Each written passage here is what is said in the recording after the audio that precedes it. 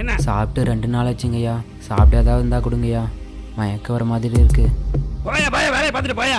அவனுக்கே சோத்த காணா, இவனுக்கு வயிற்ற பசிக்குதான்.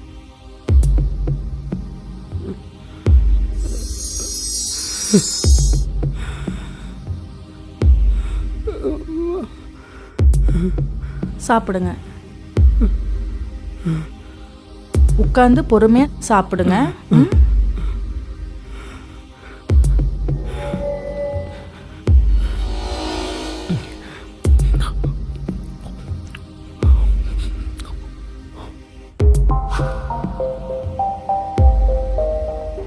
ஏம்மா ஜெயந்தி, நம்மளாம் சாப்பிட்டு பிற்பாடு மிச்சம் மீதி இருந்தால் கொண்டுட்டு போய் அவங்களுக்கு போட்டு வந்துருக்கலாமல்ல.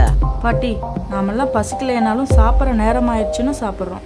ஆனால் அவர் சாப்பிட்டு 2 நாள் ஆச்சுன்னு சொல்கிறாரு. அது கேட்டதுக்கு அப்புறமும் எப்படி பாட்டி நம்மளால சாப்பிட முடியும்? எதிரில் ஒருத்தர் பசிச்சிருக்காருன்னு தெரிஞ்சோம் நம்ம சாப்பிட்றது நல்லதில்லை பாட்டி. ஆமாம்மா, நீ சொல்கிறது சரிதாம்மா. ஓகே, இன்னையிலேருந்து நம்ம எல்லோரும் சாப்பிட்றதுக்கு முன்னாடி ஒரு கூட்டு பிரார்த்தனை பண்ணிட்டு தான் சாப்பிட போகிறோம். எப்படி? நான் சொல்கிறத திருப்பி சொல்லுங்கள். சாப்பாடை கையில் எடுத்துக்கங்க. இந்த உலகத்தில் எப்போவுமே எல்லா உயிர்களுக்கும் தேவையான உணவு கிடைக்கணும். இப்போ சாப்பிடுங்க.